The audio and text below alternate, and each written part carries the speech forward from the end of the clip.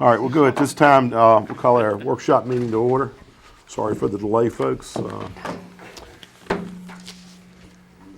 Special request, as many of you are aware, Jane's father passed today. Ellen Thomas. Yes, thank you. So, everybody, just pray for Jane and her family. I know they all appreciate it. We all need that help in these times. Reverend Duck, I'm going to call on you because we need some prayers.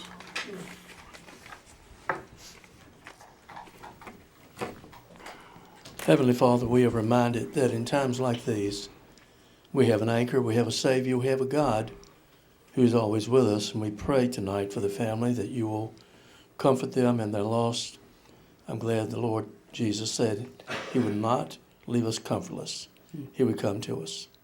So we pray for that family and that you will embrace them in your love, your grace, and your help in their time of need. And just not today, but in the days ahead. We pray tonight that what is accomplished in this room truly tonight will bring honor to your name, glory to you, and good to this community. And we'll entrust these needs into your care and give you the thanks for your provision. In Jesus' name, amen. Amen. All right. Mayor, if I might propose just one change, if the rest of the council would agree with it. Mr. Bain had asked me previously in the week if there was a citizen comment period at this meeting. I forgot to get back with you and take a look at the agenda, but I don't see one. Yeah. Would you guys mind if We will. We've got one item that needs to be taken care of first, and then we're going to go into citizen comments. That's the adjustment to the agenda already. where do you see you added? We just added it. I have a document I need to read as well, so we'll let Mr. Baines. But we've got one item we need to take care of Okay, first. so it was added. Cool. Thank you. First, we have Mr. Rob Fowler, our Director of Community Development and Planning, discussion on the Property Maintenance Code. Mr. Fowler? Okay, I know we've been talking, or there's been talk about certain properties in town and the need to look at a property maintenance code. Under the current ordinance, we actually have that kind of covered through a property maintenance investigation board that can deal with just about anything any other property maintenance code could. In my opinion, it's very cumbersome because council would appoint 3 members from the community with a strong encouragement of when a person be in the building, architectural, engineering trade, an at-large citizen, and then possibly, if you're gonna find one, a citizen that's in an area located to the problem. They're appointed for a 1-year term. The town manager serves as a clerk. So to kind of run through this scenario real quick, complaint comes in. The town manager would notify you and organize an initial site inspection where your 3 appointees, town council, and the planning commission would go out, look at the property, establish a violation. The town manager would then take your recommendation, notify the property owner of the violations that need to be corrected. And you have to send a letter, registered receipt, advertise in the paper once a week, 2 consecutive weeks. And then after a period of 30 days, if the property owner does not come up with a suitable plan or make corrective actions or anything that's suitable to the town could then go make the repairs, remove the structure, et cetera, and then add all the fees to the tax and be a tax lien. Personally, that's a lot of people involved. And trying to find 3 citizens might be a little difficult to do. I have talked with the town attorney, and he's gonna review to see maybe if we could tweak that down a little bit. My thought would be that you would use your existing physical development committee possibly. Plus, if you don't need the citizens, I would recommend either staff get training through the state of Virginia. That would be about $1,500 to accomplish all the code requirements, the classes, the certification, hotel meals. Or possibly look to another locality to bring in a certified inspector as needed, as a consultant, to just make sure everything is within code, documented correctly, and that what you're seeing really is a violation. The other thing there is, if you're dealing with a property with broken windows or open access, all the property owner has to do is go board it up, secure it, and technically the property's in compliance. The other thing again is that wherever you use this, you need to be prepared to use it somewhere else. You gotta be fair, consistent, equitable, if you will. And from my experience, when you cite somebody, they're gonna go around and they're gonna find another property, and you're gonna have 3 or 4 of these cases before you know it. And you're dealing with a court system that's probably not gonna be familiar with it. So I'm not really sure where you guys wanna go with this, but keep in mind that, there's gonna be a cost. We probably wanna meet with the judges to kind of update them on what the town's dealing with, the laws. The town attorney has created a kind of a draft spot blight abatement program that we could use. The town manager and I've been kind of reviewing it. It kind of does the same thing. There's lots of timelines. But with that, the town would need to be prepared if the property owner doesn't follow through with the corrections, to go make the corrections, bring the property into compliance. You can just stop there, or you can go a little further and do eminent domain with the court system, take the property, which I don't think any of us want to do that. And that's if the property owner fails to do it. Or we can look at doing just a property maintenance code.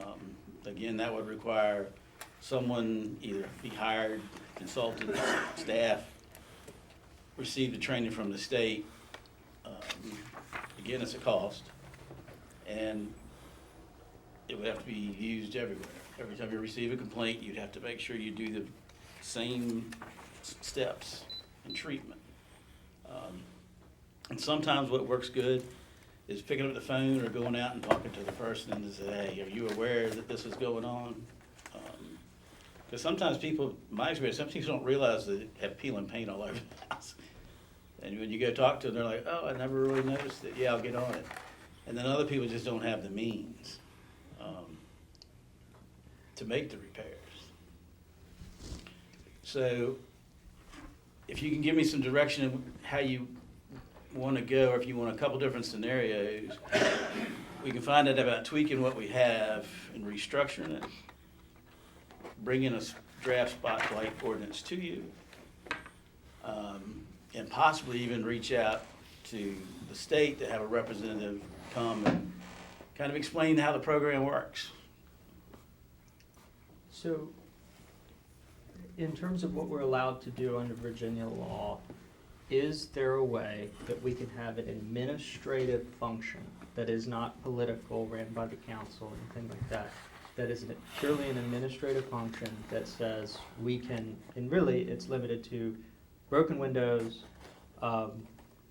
access holes and things in walls and open doors and all of that, and then buildings that are falling over and pose a structural risk of just caving in on themselves. I assume our current town code prohibits those 3 things anyway. Open access, broken windows. Yeah, you can address those all through existing code. So how can we create a code section or update our code to make an administrative function that gives us a defined process for if we were to come up with a list of all of these buildings, whether that's a contractor or someone in-house, we do a survey. Now we have our list of where we're at currently, our baseline, and now we even know which property owners to contact. And we can say, hey, look, we're working on this new property maintenance code. We don't want to have to actually use it we'd really like to work with you at this point, but it is something that council is pursuing, and we want to make sure we have a beautiful town, yada, yada. But is that, So you want to go a process that takes council out of the decision I making? think depoliticize it Okay. and make it, because we have to be able to equally enforce this without somebody picking up the phone and saying, hey, I know my window's out, but can you give me 6 months? It's like, yes, but that should be a function of the town manager, not the elected official. My view is if you're gonna do it as much as possible, that's a good idea. That Yeah. you do want to take council out of it, to depoliticize it. You know, the flip side of that is you essentially would have to come up with money because it has to be handled by staff. Mhm. You know, obviously I would leave it to them to tell you, but I mean, it's a pretty involved process, and you know, we frankly have not done a lot of it in the time I've been here, in the 20 years I've been here. I think we've probably done 2 zoning enforcements. We just finished up one, worked on with Mr. Fowler for, I guess, about a year. You know, and, you know, so they are pretty time consuming. You know, once you do, if you have a system and you're doing a lot of them, they're not quite as time consuming. But it's still a pretty significant amount of time, you know, of course, attorney time, but also more significantly, the staff time that's involved in that. You know, I know we were in court probably, what, 4 or 5 times on that Right now. case. And, you know, the prep time, and it's involved. And then, you know, particularly if you're getting into, you know, with like the blight ordinance, where you're having to go out and remediate these issues. I mean, that's a pretty massive undertaking, because, you know, if you're gonna go and remediate an issue with a house or a business, I mean, you've gotta make sure it's done correctly, and you've gotta have the resources to do that. So, you know, I think realistically, you're talking a fairly significant cost. I don't know that we have an estimate of that, but it would. Yeah, I'd like just to make a comment and just kind of one step back, and that is, you know, this reflects a shift from one approach to another, and the approach that the town takes, I would say currently, is we don't do anything unless the neighbors complain. And so we would be shifting from everybody is going to keep up to the code. And if you've ever lived in a homeowners association, basically they have somebody that comes around every month and passes out tickets. So, you know, if y'all let me know, Rob, if I'm saying this not correctly, but, you know, everybody has to live by the same rules. And, you know, the reason I live in the county is because I refuse to live in an HOA. And most of the problems that I have in my neighborhood, I can resolve with my neighbors. But what I'm trying to point out is this, the council needs to see this as a shift in policy from responding like we did out at Walmart to everybody's gonna be at least a certain standard. So that's a shift in policy, and I wanna be sure you recognize that. Well, I'm not sure if you want to go create an inventory of properties that may or may not be in violation. I think what we really want to do is, if this is the road we want to go down, let's create an ordinance that is reasonable and possibly stick with the way we've been doing it as complaint-based only. But that hasn't worked, because some people are bad neighbors. That's true, but if we're gonna go out and identify a list of properties, are you saying you wanna go ahead and tackle those as the, And maybe can there be some delineation between commercial properties and residences, primary residences? Can we, the code covers both, but I'm sure there's localities that, downtown Lynchburg, yeah, priority was code enforcement, let's get these buildings fixed, saved, et cetera. Yep. Because we have businesses, the problem is we have commercial structures that are only being held empty now because they cost nothing to hold empty. The owners of those properties paid for them long ago, you know, sometimes generations ago, and there has been no active upkeep or maintenance on some of those properties. And I think it's the role of government to spark growth in areas where there isn't any. And I think by making, holding commercial property owners to a standard where, okay, you can't actually have broken windows and you can't have open door frames that lead to a structure that might have asbestos crumbling from the ceiling or whatever, that's not good, and I think we should enforce rules against that. The residences I'm not as concerned about because people do have the realities of fixed incomes or what have you, but the commercial properties, if the people who own it and who have practically abandoned some of these places, they shouldn't continue to own those things if they're not going to be an active participant, and the property probably has a higher and better use in some other aspect. I think that would be strictly a policy the council would take. You could create a corridor program where you focus one area at a time. The biggest fear with most vacant commercial properties is people taking up residence in them, which creates a lot of other hazards, more so than environmental. When it's cold, people like fires, all of a sudden now you have a structure fire. I mean, it's all about how much resources you want to put to code enforcement. It could go simple. We could have just an outburst of complaints that we'd have to deal with. So I think you'd want to adopt a policy that would address commercial and residential, and how you choose to focus the attention of that. If you want to go towards vacant, blighted properties that are commercial, then that's certainly the town's right. And you could still just do residence unless it's just outright something dangerous, still maintain a complaint basis inspection. And I will say, the brownfields activities that we're doing, can't force an owner to do anything that they don't want to do. But they can improve the appearance. Like if we have the right-of-way rights and, alongside of a roadway, we can do things. The brownfield program does designs. It's okay. Basically, how do you hide this building? That's another consideration, for you to take. So I think, and Frank, correct me if I'm wrong, I think what would probably be better to pursue is just a general property maintenance code like most localities use. Because even with spot blight, it's council action to the town manager to send notifications. But there has to be, there's some ability to structure our code that The allows a reasonable person who we have delegated authority from the council to identify that Yeah, this just is general out of property compliance. maintenance code, like Lynchburg has. But they have a general property maintenance code. Yeah. They also use spot blight. So you don't have to have spot blight, you can have a property maintenance code. So what do we need to do? Because we first brought this up, I mean, my first conversation with you was in November, and we talked about it in January. Yeah, I So think what do we need to do to? Well, I think do the something direction that it was taken was more of a spot blight type program. I think we can bring back Frank, tell me if I'm wrong, a general property maintenance code within 2 to 3 weeks for you to view. there? And we don't currently have that. No, you have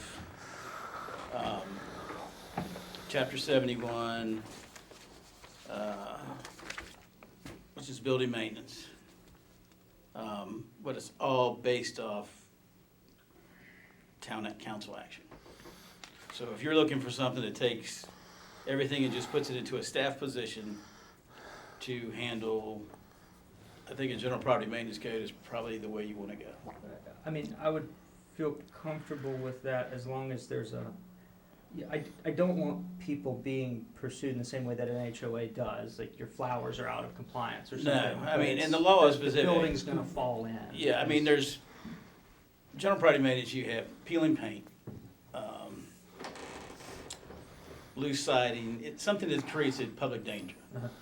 or even a nuisance. And then you have structural failure issues. General property maintenance code will give you the tools you need to address those items. It's a process that's followed by just about everybody. You either reach out, have a conversation, you can send a letter automatically, they get so many days to comply, or to come in with a plan. If the plan's deemed reasonable, you wait for them to take action. If they don't take action from that time frame, you can either do a second notice, or you can go to the magistrate and pursue a criminal complaint. So you'd give them a reasonable, with the first notice, like a Yeah, I mean, if reasonable, it's just. like 90 days or, If we receive a complaint, you know, my neighbors doesn't have an ounce of paint on their house, and you go out there and it's exposed bare wood, you just cite them. And you usually give them 30 days to start something. And then again, if it's in the winter, you know, you're not gonna paint in the winter, so you just come up with a plan and a communication schedule that everybody can, you know, live with, that's reasonable, fair, and, you know, is done across the board. I think that's really kind of where you wanna go. And then the only thing you have to do is either choose to find a consultant to do it, or invest $1,500 in a staff member to become certified. And I think doing it the way you're talking about doing it, yeah, I don't think it'd be overwhelming to staff, but you just never know. Sure. So council will need to be prepared to fund, allocate resources when needed if it became too much, because these things can snowball. And once you get somebody into court, you know, they get a 30-day continuance. Sure. And yeah, weather happens, and you get a judge who's a little soft on the side, you know, it gets extended out. Sure. So it can be very time consuming. so, and this again would be complaint-based or no? You could choose. I mean, you could choose to do your residential complaint based, and your commercial, say, you know, we want to work on this corridor to make improvements, or these structures we feel are bringing in activity that we don't want. Sure.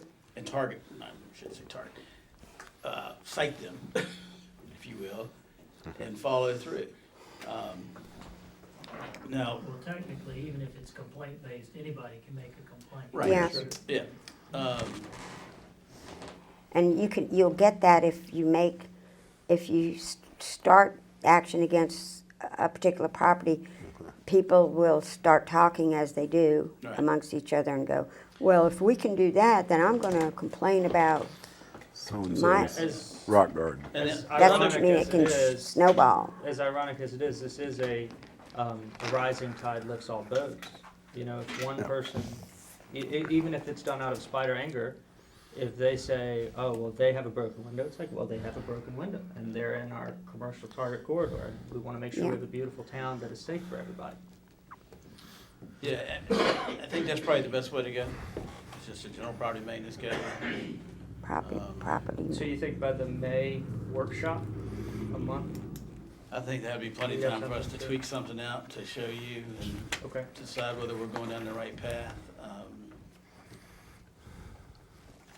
You know, and on the residential side, you know, when you run into a situation where somebody just doesn't have the means, there's nonprofits, there's religious organizations. I mean, you can wear them out. Yeah. We've used them in the past in other localities. And there's always people doing service projects that you might be able to get some help from. Sometimes, you know, Home Depot, Lowe's donate paint Yeah. and materials. I mean, the whole thing is, this isn't a gotcha. You know, we're not trying to go out of our way to We're not going out there inconvenience to people. take your property because you won't maintain it. We're out there to get you to The fix only your property. difficulties you're gonna run into is when you have an out-of-state owner, Mhm. because you can't serve them, can't take them to court.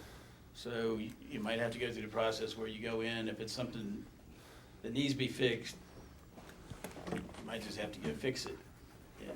Put a lien. And bill Lien them. on the property. Okay. That's probably gonna be pretty rare Sure. for this locality, but, you know, bigger cities run into it all the time, and it's a Yeah. real problem because you can't fix it. Now, in Lynchburg, it always used to be the policy that you board it up. Now the approach is, if it had windows, it has to have glass put back in the windows. And after you put the glass back in the windows, then you can board it up and be in compliance. I'm Not exactly sure how that's working, but Keeps the glass from getting re-broke. yeah, they ran into a huge problem that now all of a sudden they have an inventory of a lot of vacant properties. Mhm. So they're using Spotlight and demoing a lot of vacant structures that have been deemed derelict, endangered. Sure. But there's a huge difference. There's staff, lots of money, that type of No, thing. we don't have. Because we are a county, part of the county, is there any route to bring them in to help us enforce this? Or is this strictly for the municipality? Yeah, typically Okay. counties don't have property maintenance. I understand. They just want to cover the bases. Yeah, exactly. And, Amherst actually looked at it and they kind of backed away from it a while Okay. back. Prince Edward, when I was down there, they talked about it, but, the key is it applies to everybody. And Within the jurisdiction. Yeah. Okay. All right. so that's what we'll do. We'll work on getting you that section created. That'll work. Oh, is that I guess we have a consensus to do that? Everybody's good with it? Any objections to have Mr. Fowler move forward with providing us with the plan? General property maintenance code. Thank you. If he provides it, but that doesn't mean we're gonna, Right. Yeah. Yeah. It's just something Yeah. for us to Yeah, we'll consider. just bring it to you and you can review it and see what's the route you I want to study go. what we got, already have Mhm. in that section. I wanna look at it myself. If that's the route you go, I do think we should look into seeing if we can make it a little less Absolutely. large of a group. Yeah. I mean, I would think that that's never been used in that context. With 22 people. Well, I guess it's what, 14 plus 3 plus Terry, 18, yeah. plus your consult. I mean, I would strongly encourage you to use somebody who's certified until you get somebody through the program, just so there's no mistakes made. We did look at using it for the issue up at the shopping center. And it's too much. Lucky that problem corrected itself. Thank you, Mr. Fowler. All right, thank you. Okay, at this time, we're going to diverge into public comments. I believe Mr. Baines is here to make remarks. I've got a written statement I will paraphrase for the person who sent it after Mr. Baines' remarks. Mr. Baines, please be brief. Thank you, Mr. Mayor and council. Thanks. I apologize. I forgot that workshops didn't have public comments, and I really appreciate you accommodating me. And thank you for, when I spoke last time, I really appreciate how I felt I was received and the thoughtful discussion afterwards. And y'all voted to move ahead with getting information about fixing the sidewalks without the larger widening project. And the next day, Mr. Elder and Kent were out, and they measured the sidewalk in front of my two properties, and we were glad to find that they're 47 inches wide, which is several inches above state minimum, so they could be fixed with the dimensions they are. We might have to move my fence temporarily to put in forms to pour, and my wife and I are agreeable to that. If we're fine with that. We discovered that my hedge on my rental property was a couple inches over the sidewalk, so we immediately had the yard guy cut it back 3 inches beyond the sidewalk and actually edge it. And his instructions from us is to keep it edged, in going forward. So that's a little more comfortable for pedestrians now. And I did notice today, as the leaves come in on my linden trees, there's a few I need to cut, and I'll definitely do that. There's an active application in place that if it goes through, part of that money would be used to take me to court and seize my property. So I have to, until that's withdrawn, I have to proceed assuming that my property is at risk. So where I left off last time, I just want to add some stuff about traffic. Lee Grant's a residential street all the way from Ferguson to Red House Road, with the exception of Broad Teak and Tiger Fuel. So only Redfields. 2 commercial properties on the street. Of course, we have a church, a beautiful church, and we have the school. And those are both very much part of a residential neighborhood and are great. But if you can look for studies from VDOT and other states of what happens when you widen a road through a residential area. And what happens is it becomes easier to drive on, which is positive, but it also means people are more comfortable doing it, so it increases traffic. So it's already a pretty attractive cut through. It will be much more attractive if you widen it, and it also increases average speed universally every time. You can't widen it without increasing average speed. The Sheriff's Department isn't able to enforce the current speed, so that will be a problem, and of course that feeds into safety, particularly of children. And in my section of the street, the part that they started widening, there's a lot of kids, and I think they're big homes, and I think who buys big homes are couples who have small children or planning to have small children. And if the yard is much closer to a busy road, the houses, they're less safe, but they're also less attractive to buyers. So, given the fact that I have 2, so the bulk of my fortune is there, in those 2 structures, that I wouldn't be excited about them losing value and attractiveness to buyers in the future. And that's all. Thank you very, very much. Thank you, Mr. Baines. Any questions, council? Okay. I've been asked for a citizen, Ms. Dina Olson, owner of 111 Burke Street in Appomattox, with her husband Timothy and their 2 children. That's citizen informative. Each one of you has a copy. I'm going to hit some highlights. Our boys are actively involved in sports and spend the majority of their time outside in our yard. We moved into town to be closer to everything: church, school, family, and sports. We moved to town to improve our quality of life, spend more time at home with our family, and to let our kids play in the yard safely without concern. We did not move here to be taken advantage of or have our yard and our family's safety taken away from us. Our neighbors were misinformed when we were misrepresented when a member of town council informed our neighbor that someone had spoken with us, and we were considering agreeing with the widening of our road, causing us on Lee Grant to lose a portion of our property. I can confidentially tell you that neither my husband or I have been spoken to or received any information about this until our neighbor informed us. Whoever shared this misinformation, please know this is dishonest and not what we, the citizens of Appomattox, are about. I have lived here my entire life and chosen to stay here because of our community, how we look out for each other and care for the kids in our town. This is not the Appomattox I grew up in and want to raise my kids in looks like. I communicated with 2 of you and am thankful that you understand my concerns with the proposed grant to widen Lee Grant Avenue and how the safety of our street would be jeopardized. Okay, there's a great deal more to that. Each council member has a copy, definitions, pictures, and such.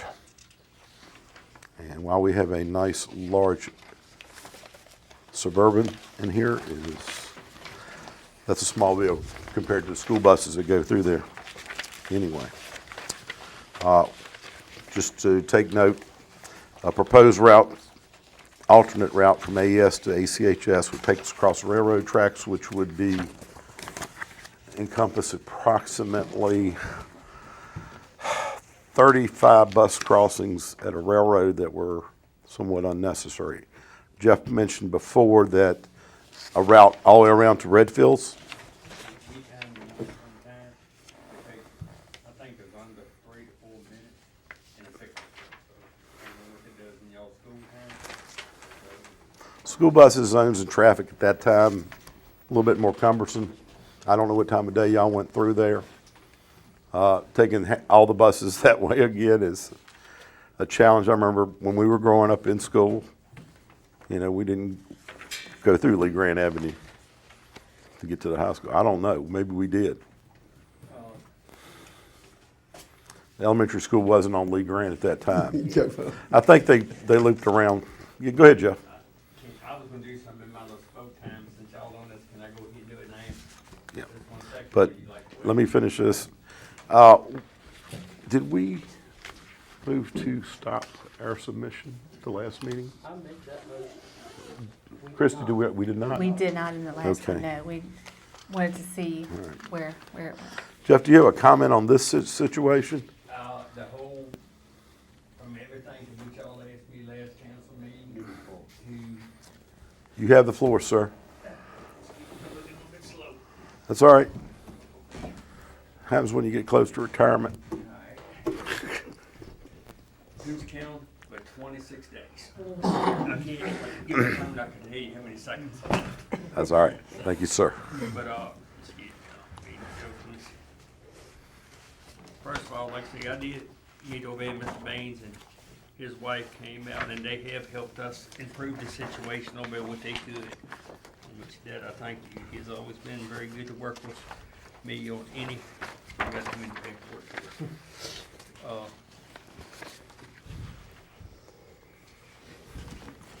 right, if you look at what we're considering doing, first of all, we did measure the sidewalks, and we can get approximately a 47-inch sidewalk in there.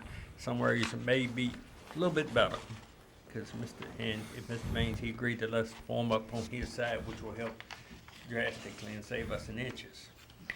So in the past, we have been able to go back from the VDOT 5-foot standards back down to 46 inches. That's what we did on Lee Grant, not Lee Grant, Church Street, in different areas in town where we've done sidewalks for the same situation.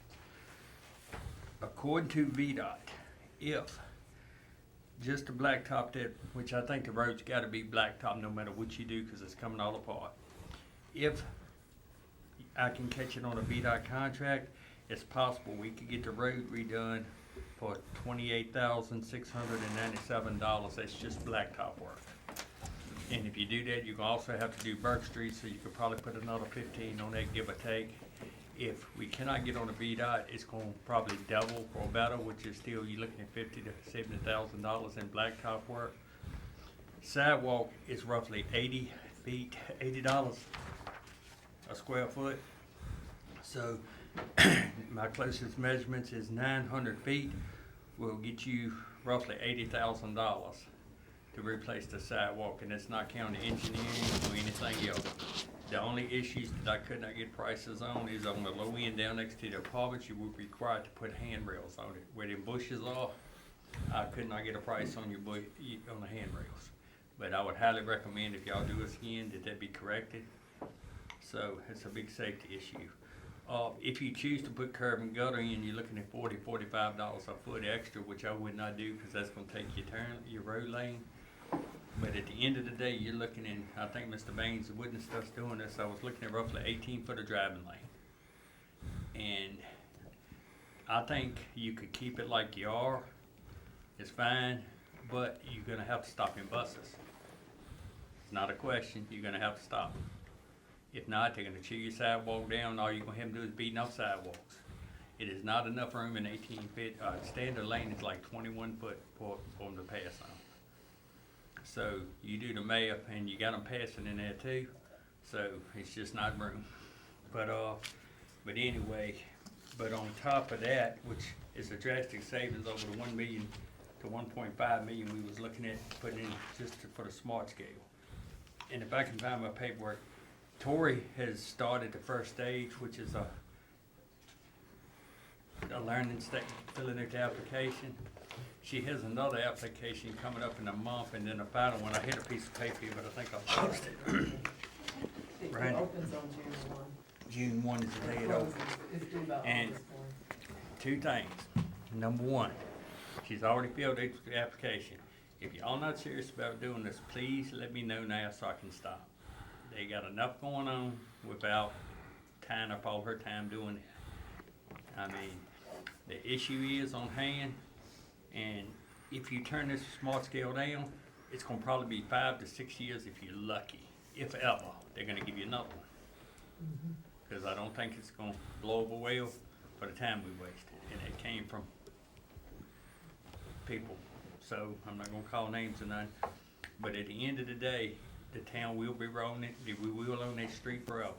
VDOT will not take it, and that's not the end of the world, we own other streets in this town. So, it's just a question of how does council wanna proceed, but we would, you know, I think this is the second or third time we talked fine. about this. And I don't think staff really has an opinion. We just need somebody to give us guidance and make up our minds and tell us exactly what we want to do. Okay. And as long as y'all know the future may have me to come back to VDOT, and that's something, I can't say they may or might. Staff changes, other people forget. Council But we changes. just want to know, how would you like us to proceed here for the final time? Okay. Mayor, But- I wanna, if we do this, I think, if we do withdraw the application, we can't just withdraw the application, because that doesn't solve the problem. I think we need to, I would like to see us withdraw the application and authorize town staff to either put out RFP or obtain formal quotes on performing or do the engineering to get the project done. This is not county engineering, I'm roughly estimating it's gonna be anywhere from $20,000 to $20,000 in engineering, I think I'm a little bit high right now. Still, you bounce around 200, maybe 225 up here like, and I might be petroleum and stuff, the way prices is jumping, it's really hard to guess it. So I'm using the latest numbers, but they change by the day. But once again, we're gonna have to get a firm in here, it's gonna have to be engineered. I would not dare, the sidewalks we did before, I did design work on them. I would not attempt it again. Let me ask you something, Jeff. Where does this go to the end of the road where the church is to What I would recommend Church Street, doing- on back no, up to? It does not, it goes, when you turn on, Lee Grant. excuse me, it's Church Street, I'm sorry, my brain's running a little slow today. But when you come off Church Street on there, you're gonna notice a wide section of road to almost the end of what we used to call a basketball court parking lot. You know, we country folks, so we never forget that basketball goal was there 25 years ago, but that's the directions to get to Brian's house. So anyway, but at the end of that parking lot, it's a state maintaining sign now. You noticed how wide the road is when you're going there? I wouldn't touch that for nothing. If VDOT wants to fix that, fix it. I think I can steal a couple inches by moving signs. If the homeowners didn't complain about them hanging over their fence a little bit, and I don't think they would, considering if y'all leave the land alone, I think he'll be Brian, you may speak better than I can, but over there, but. I can speak for two properties. Yes, and, Move your sign. but at the end of the day, I mean, it'd be a nice project, but the biggest thing, and I know the school is the issue. You should not have buses on that road. My thing on the school thing, I think whatever we do, I think we're gonna have to lean that way. I think we need to give the school time enough to come up with a plan. And that's the thing, you're looking at you're not gonna design this and do it in a day. Right, so Yeah. But I think as we far need as, to let them know that this is coming, so to speak, and how they're gonna deal with it. I think that's great, because we've been needing to do this a long we've time. been talking about this for 20 years, I hate to be Ever since rude. I've been here, I've we've been been- talking about this, I've and been beating it's this- it's we've been riding dangerous, this. and these folks that live over there deserve to have it done But, in a nice way. but the thing of it is, I don't think 200,000, I'm not just gonna sound bad, but it ain't a lot of money in what we do every day. But at the end of the day, why would you wanna put any money on that street if you're not gonna make a commitment to take the buses off? If you spend $200,000 over there, 300,000, and a school bus or some jumps that sidewalk like they're gonna do, Richard, Tear it up you cannot again. deny you a driver. I've watched it at my. I've ridden up on those sidewalks. But I'm saying, you can spend all the money in the world there, if you don't fix the problem and somebody gets hurt, you just as liable. There we go again. So it's from So- Church Street back to half. I wanna go to Church Street, all the way down here to where the state maintains its ends, and it's just about at this It's at close the, down here. at the I Court can't- Street I intersection. can tell you it's 1,000 foot of blacktop, 900 foot of sidewalk. Then So I'm, you think- and it is not, that's not counting, you know, when you come up from Liberty Church, you have a nice sidewalk right there at Liberty. It's kind of from that road that goes to the daycare center, and from right there to where state maintained. If any of y'all would like to ride this, you're more than welcome to come see me. I think I showed you. You Did I did. not? If anybody wants to meet me and go over this thing, and like I say, I got about 27 days left here. I'm not gonna see it fixed, but I think I can get it well on the way and get the right people on it if y'all bless the idea. So you think that 25,000 will be I enough think, to you engineer? figure, y'all smarter than I am, cause I'm playing this game right here. But if I'm looking at even let's say it's 300,000, what's 15 to 20% of 300? 30,000? 30 to 60,000 It'd dollars. be under 30. It's, 30 to 45. 30. So- At the worst case scenario, I think it's gonna be in the 25 range. Okay. And what they do, they take a percentage of the project, what they value the project worth, and that's what the engineer is on it. But, and the biggest thing is we're gonna have to, I would have to look long and hard at who I'm gonna get to do the sidewalk. And it's going through a antique district. Is your fence not in the register? It is both fences across the street. And the fences, so, whoever comes in there is gonna have to be very particular. Don't mind moving if we don't disturb nothing. And that's something, you don't buy stuff like that no more. But anything I can do to assist y'all get this on the way, I will be more than happy to spend my remaining time on. Well, even if we stop the school buses, you're not gonna stop the big trucks. Well, once again, though, you're not gonna stop. You can't stop them on 727. The sheriff's department tries they may, no fault to nobody. You're gonna have some sleeping through there. Yeah. But at the end of the day, you might have one or two. How many big trucks you see? I ain't never seen a track trailer come through there myself. You may have, Brian, because you live by. But you, On occasion. once on occasion, but the school buses is a I think daily they're hit, lost. morning and evening. Daily That's what hit. I would guess. Boom, boom, boom. And that way you can control that. Yeah, you've got 3/4 of the school buses going through there twice a day. And if somebody wants to drive. During the they school will year. drive. But I do recommend that y'all put Burke Street in and let us blacktop that as well, because that is all the pieces. And I think you're real, if we're gonna look at, I hate to fix one street up and leave him, and that's also on y'all's historical walkway. Yes. Yeah, I don't know, Is- Christie, you've been down there, should be a brochure over in the depot that tells people to walk over and look at their Yeah. houses. So It's you still can put, there. I'd like to put a crosswalk right, not a lit crosswalk, but a crosswalk right there off Burke Street. Oh. And at least we can try to make it a little bit safer for everybody. I like to look at the lighting too, because a lot of if it is street lights. I talked to a certain gentleman, I'm not gonna call his name, But the but street I- lights are there, but, up yeah. in the trees. But what I In the like, trees, you can't see the sidewalk. what I would like to do is put decorative lights, if we could talk to some of the landowners on one side of the road, and all we would need is about a 2-foot square not in any, utility easement, where we could put decorative lights back there. Just in that neighborhood, I think it'd look very Set it good. off, be And pretty. if y'all really wanna get high-tech, we can put a brick edge down through there, but that will drive the price up drastically, and I don't know if I would do that till we got everything straight. Mayor, I'm move that,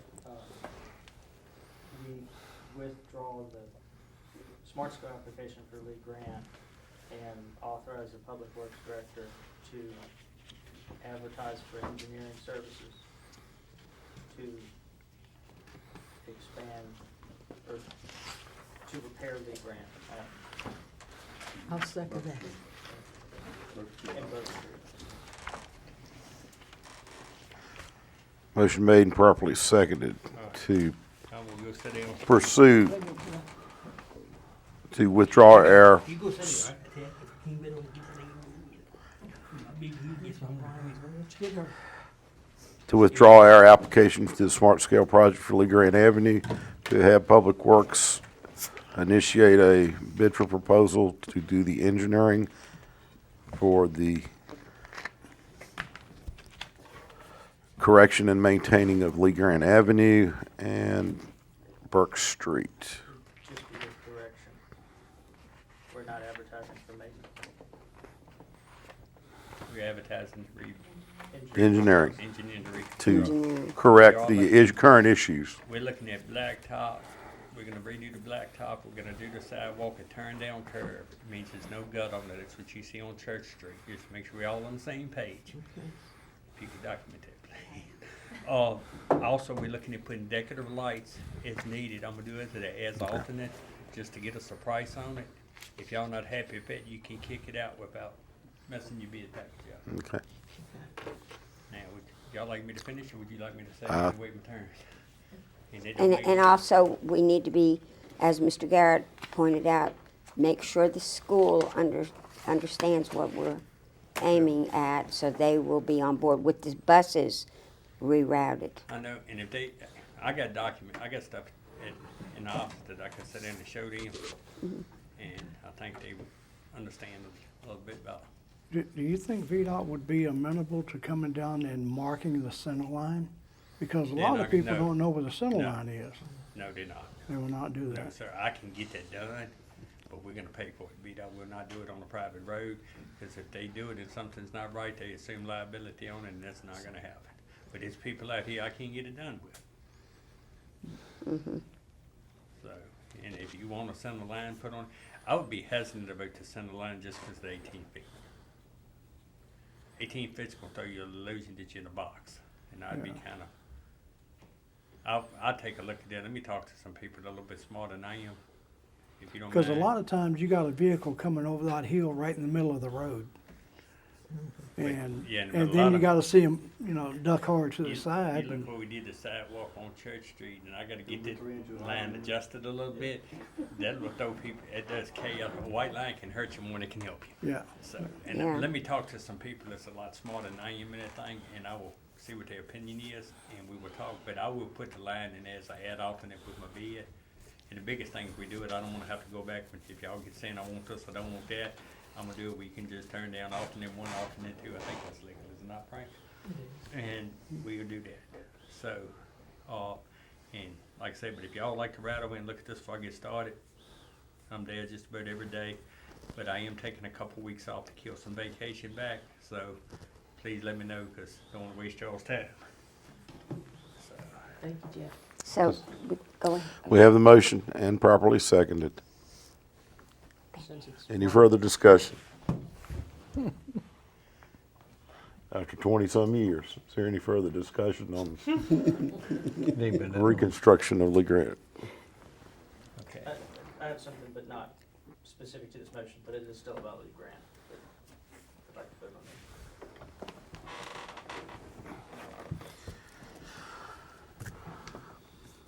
Is there a legal way we can prohibit the school buses from going through there? I don't know that we can do it, well, let me say this, I guess the challenge I've got in answering that question is I also represent the school board. Then what? Frank, Pardon? no pressure. Right, so before I answer that question, I probably would have to refer that out to David Schreiber, who we typically Oh, okay. refer those questions to when we have a conflict. That's fine. I know how you can physically do it. Put a 4-foot barrier up at one end. Well, if it's not gonna be wide enough anyway, I mean, I don't know how. Mr. they Boyce, can don't do it. start no trouble, for God's sake. You got Nathan over here grinning already, please. Behave yourself over there. Y'all remember Ford Avenue when they decided they could take 3 lanes and have it going in one lane going in 2 directions at different times? Just a comment, not a, Can I, do you mind Idea. if I hit If you one more would thing? like, I will reach Yes. out to David Schreiber and have him yeah, I mean, answer that question. as we have restrictions on other roads, I mean, these are VDOT restrictions on some of the roads in Appomattox, there's no Well, trucks VDOT on. owns most of the roads. Yes. We own 5, maybe 6 sections of road. Another one would like to talk to y'all about, it's just a short section on Oakley Avenue. It's at Oakley Avenue and, Earl Street. We own about 20 foot of road right there around our Max Glass. And it's a stump out and some stuff, but I would really recommend y'all looking at, Purchasing. well, I ain't saying purchase, maybe you could take that stump and you can get enough after right away. But stuff like that is things y'all could clean up on to save you a lot of heartache down the road. Yeah. I have one more thing, may I, while I'm standing here, Is please? that about Lee Grant? No, sir, something else, so would you like me to wait? Is it about Lee Grant? No. Okay. If there's no further discussion on the motion, all in favor signify by saying aye. Aye. Any opposed, no. Ayes have it, the motion carries. Can we, I really don't mean to be this guy, but we have talked about, being formalized and following the rules. This was a vote on money, too. I mean, True. we're directing him to advertise for services. So while we're not directly allocating money, I would feel more comfortable if we had a roll call vote. Roll call vote has been called for. Ms. Allen is absent. Mr. Boyce? Yes. Mr. Garrett? Yes. Ms. Puckett? Yes. Mr. Simpson? Yes. Ms. Spiegel? Yes. A vote of 5-0, the motion carries. And I will bring the cost of the engineering back and estimate the cost of the project if I can get it before we just take off running. That way, y'all all be upfront, there won't be no surprises. Sounds good, Jeff. What do y'all think about, so, as Jeff said, our staff has no opinion, really. They might have their personal opinions, but it's not their job to have an opinion on whether or not we should do this. It's, the council has the burden of having it. Let me just say that the town manager does have a role in that, and I should be, but I just don't have a vote. Sure. So my point is that we have flip-flopped on this and council has because it is such a complex issue with a lot of different stakeholders. How do y'all feel about the communication with the school board originating between the mayor and the school board itself? Instead of making it a forcing staff-to-staff interaction, just say, hey, we have this project coming, we're willing to invest in this corridor, but we really need you guys to have buy-in to help us facilitate this, and it comes down to changing the bus routes. I think that might come off better than. Terry's got his hand up. I'll just say. Yes. Yeah, Go ahead, Terry. let me just say, as a town manager, I saw that as exactly the thing that a town manager should be doing, going over to the school, sitting down with the superintendent, saying, hey, we got an issue coming up, and working through that, and then coming back to you guys and saying, hey, I sat down with the school, sat down with Brian's folks, people in this neighborhood, and, Brian's got his folks together, the school's got their folks together, they got some issues in the households that they can't agree with, but they got this much consensus, and the folks with the school system has this much consensus, and then, okay, we got everybody together, and, then we can kind of give you a package without going round and round for 20 years. Yeah, I mean, that's the administrative and actual execution of Brian Brown, I agree with you, but Well, there and is one a thing, role in being the chief executive of an one thing organization, which should we be haven't happening. elected. But one thing I'm recommending, I'm gonna take the hit on this one because the buck stops here. I've done a lot of projects in this town, and council's been very gracious on letting me do what I thought was best. One thing I have not been very good at is communicating with a lot of the people. And I've always ran it out, and then at the end of the town, I'm just not saying me, but I take the blame for it because it's my project.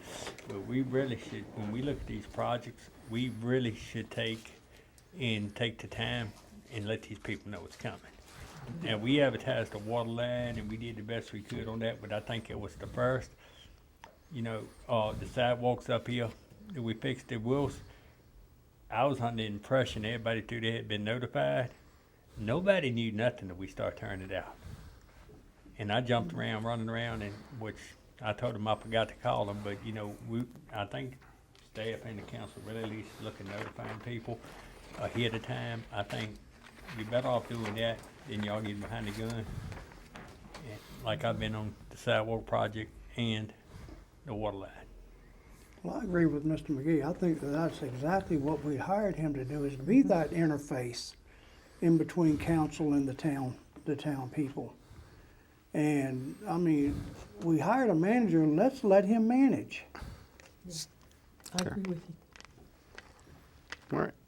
And this is, we can talk about this later, but there is a role of an elected chief executive. That's why we have a mayor. And this type of issue is between one governing body and another that is a fundamental shift in how they operate every single day in terms of their traffic. And we haven't been consistent. And we have spent our staff time, and we have you know, not really let the public in on what we're thinking, because we don't know what we're thinking, or haven't up until this point. Now it seems to be unified. But I think there is a role of the mayor to interface with his counterparts at other organizations and other government bodies. And But say, he "Hey, look, doesn't this is have a what we gotta fight." counterpart at the school board. Yes, I Well, do. Chairman of the school board. Yeah, and That is an at the elected staff body. level, Terry's counterpart would be the superintendent, and that would be the administrative, the execution of the project, but the handshake, sit down, say, hey, look, this is coming, we haven't always been consistent, but we really want to work with you, and, you know, building support and those types of things to where Terry doesn't have to work as, you know, he doesn't have to deal with as much politics, and his path is a little bit easier if we can interface with our counterparts, us, you know, if we want to talk to school board members and the mayor talk to the chairman or whatever, you know, that's. Would it suit to let these two go together? Would that suit you? Yeah, That's a I mean, possibility. if you wanted to meet with the chairman of the school board and the superintendent, I think. Because I think Terry needs to be there. Yeah. And it's not either or, right? It's all working together And to be if he functional. went, Yeah. with that would be fine with I me, mean- but I think Terry needs to be in the room. Yeah, I would prefer it that way. Chief executive, big meeting, usually takes chief operating officer with them. So, with that note, Ms. McGee, could you see if you could set us up a Certainly. early meeting, breakfast meeting with the chairman of the school board and Well, the if you're gonna superintendent of feed. schools? And because of the nature of the beast, the director of transportation for the school division, please. Because they'll have as much buy-in as anybody. But there is a dance Yes, to I know. this, and it's, that's. I understand. I want to be upfront, and like you said, comment made at my workplace today at a media company. That we are a media company and we are there to communicate to the masses. We have a lot of trouble communicating amongst ourselves. So I think in this community, this is communication amongst ourselves that needs to be linked up. And that's the proper way to do it. And that would be Greg Smith, I think I'm right, isn't he the Bobby chairman? Waddell. Bobby Bobby was was last time I remember. taken over from when he got back on there, okay. Bobby Waddell, and he can meet early because he's not, Well, I can work it into my schedule. I'm very flexible. I've got some good bosses. Anyway, and you get a breakfast out of it? the breakfast part that doesn't impede my work schedule as Dan. much, ma'am. So who doesn't? All right, let's move along. Can you please convey our extreme thanks to Corey for working on this? I will try my best. All right. Any other public comment? Let's do our best to move through these next items as quickly as possible. Consideration to authorize up to $50,000 of ARPA funding for the purpose of upgrading town information technology hardware, software, and subscription services. I added that one.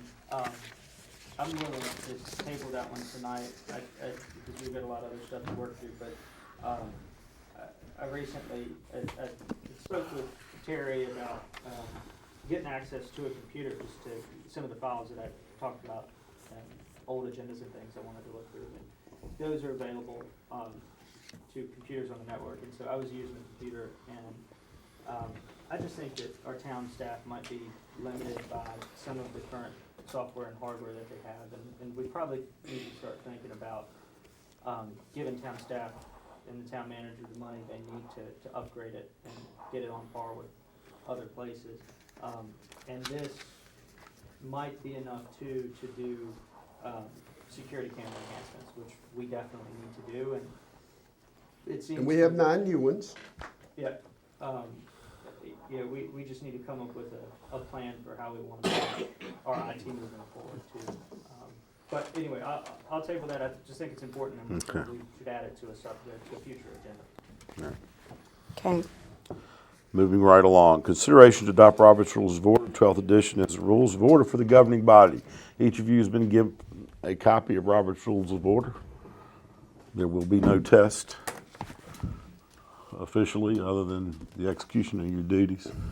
But it gives us a standard to work from. So at this time, I'll entertain a motion to adopt Robert's Rules of Order, 12th edition, as the rules of order for our governing body. So moved. Second. Motion made, properly second. Any discussion? All in favor signify by saying aye. Aye. Any opposed, no. The ayes have it, the motion carries. And on staff, thank whoever it was that went out and got them for us. Chris? Thank you, Kristen. Did place 2 orders, so we get a special deal. Buy 3, get 1 free. Thank you.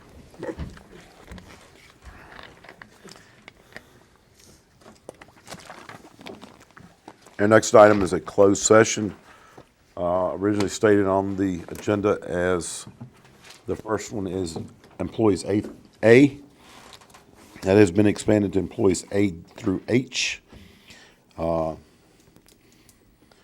a motion to accept the amendment to that closed session statement. Mr. Wright, I just have a question. Can we, in good conscience, have a closed session with that broad of a scope, that many individuals? As long as you're discussing those personnel matters pertaining to those individuals. Do you have any guidance or rules for us beyond that? I guess, what are the No. limits to how we can discuss it? I just don't want to put us in a situation where we can't search back. Like if we go real off the reservation. Well, I mean, what I always say is that it's kind of up to the council members and everybody within that meeting to self-police. And if you notice that we're getting beyond the scope of confidential personnel matters pertaining to those specific employees, then you would need at that point, say, hey, I think we're getting off topic and, get back to things that would be specifically related to personnel matters involving those employees. I mean, those specific employees, of course, are identified by their letters. Right. But they do correspond to actual individuals. That's 8 people. So can we talk about broader organizational thing?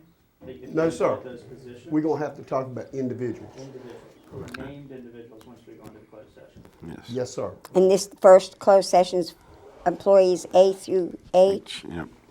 So it's 8. So when we go in, we can establish who Who the 1 through 8 employees are. Correct. Okay. And we cannot, what can we not do? We can't do anything in closed session, but we can talk about. You cannot take a vote, you can reach a consensus in closed session. You cannot take a vote. If you want to take a vote on something, you have to come into open session to do that. Thank you. So is there gonna be any overlap between A to H and A to D? I don't know. But- I didn't put either one of these on the. Yes. So we gotta have 2, we gotta come out and certify and Yes. go back in again? Yes, ma'am. Are you planning on being in either one of them as the council That's acts? I'll be here, so it's up to council's direction. Would we like Frank in? I would. In this session, please, sir. So, Good idea. to amend the closed session wording from A to H, is there a motion? I move that we amend. Second? Second. Any discussion? All in favor of amending, signify by saying aye. Aye. Any opposed, no. And we could, Ayes have it, the motion carries. I'll entertain the motion to go into closed session. Mayor, one question for the board. We can amend a closed session action item without, even though it doesn't matter what we advertise. Correct. Do we have a break before we go into closed? We'll do it after we get to close. You take a quick 2-minute break, 5-minute you. break. Entertain a motion to go into closed session pursuant to Code of Virginia, Section 2.2-3711A. 1, for the purpose of assignment, appointment, promotion, performance, or resignation of specific public officer, appointee, or employee of any public body, specifically being employees A through H. Entertain a motion. Move that we enter into a closed session. Is there a second? Second to go to closed session? Second, I'll second. Oh, thank you, Mary Lee. Any further discussion? By roll call vote. Mr. Boyce, Yes. Mr. Garrett, Ms. Puckett, Yes.